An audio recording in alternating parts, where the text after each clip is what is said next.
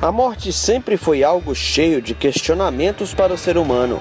Afinal, apenas nós temos o conhecimento de que um dia vamos morrer. De maneira geral, grande parte das religiões acredita que sempre exista uma continuidade, ou um rito de passagem, um processo de purificação, ou até uma viagem de um mundo para o outro.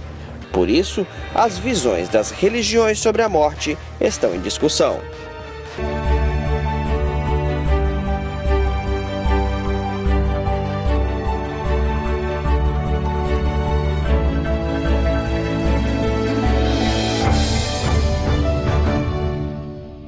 Aqui no estúdio nós vamos discutir a morte com 3 perspectivas religiosas diferentes.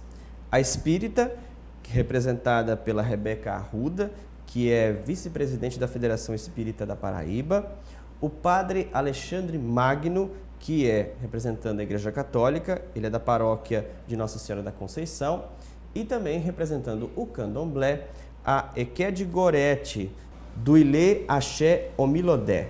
Sejam todos muito bem-vindos e eu queria já fazer uma rápida explanação aqui de como vocês encaram a questão da morte. Vamos começar com a Rebeca. Segundo o Espiritismo, o que é a morte para vocês? Para nós, a morte não existe. Não existe. Não, é apenas a finitude de um tempo. Nós temos uma vida que está dentro da perspectiva da imortalidade e temos várias existências. E a partir daí você tem a questão da reencarnação, é isso?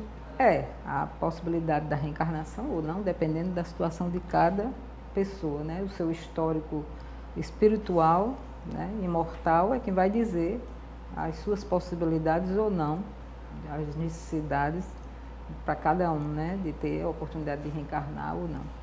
Mas a imortalidade para nós é um postulado científico, né, que a gente entende como que o espírito permanece, a vida, ela não se acaba nunca.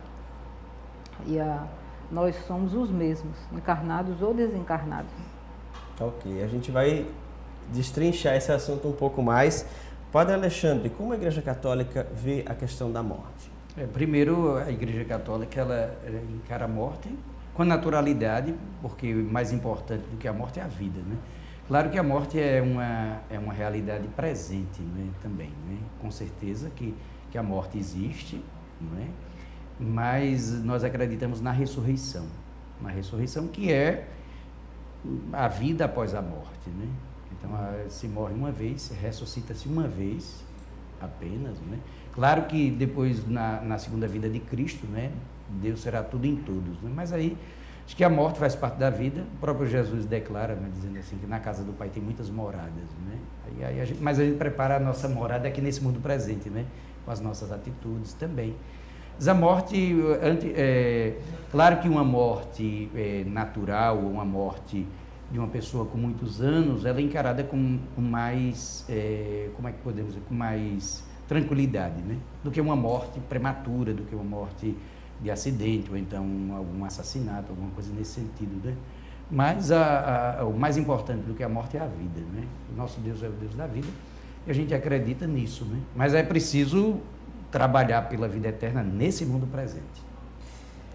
Eked Gorete, como é que o candomblé encontra a questão da morte? Porque acho que muita gente tem curiosidade, porque geralmente não é um assunto que está muito difundido. Como é que se encara a morte, se tem vida após a morte? Como é que o candomblé encara isso?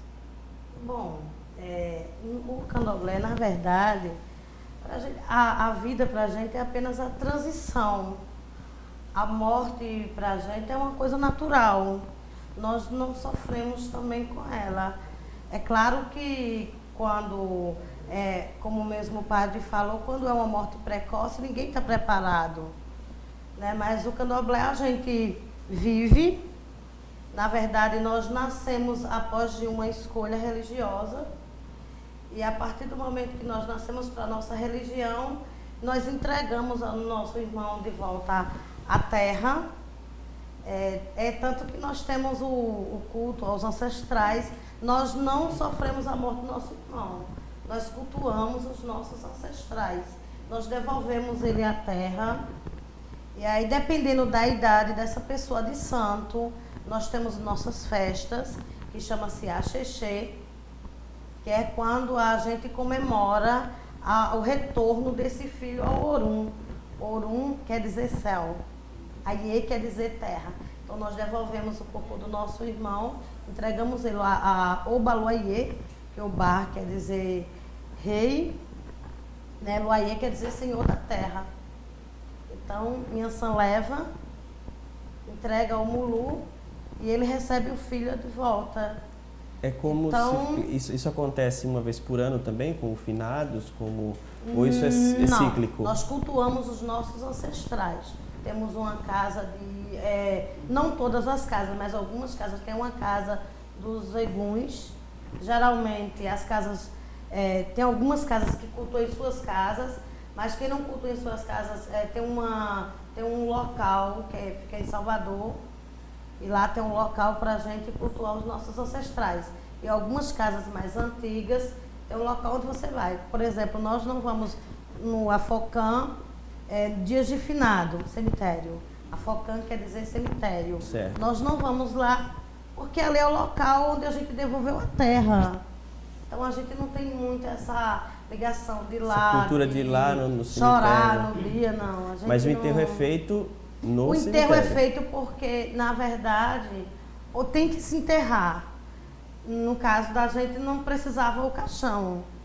A urna não era necessário. Bastava um milho branco, um lençolzinho e estava ótimo, porque é madeira. Mas, infelizmente, a lei não permite. Entendi. Vamos tentar puxar essa questão agora. Como são feitos os velórios e os enterros dentro das perspectivas de vocês? Daqui a pouco a gente vai falar sobre isso. A gente vai por rápido intervalo. Continue com a gente, porque aqui tem discussão.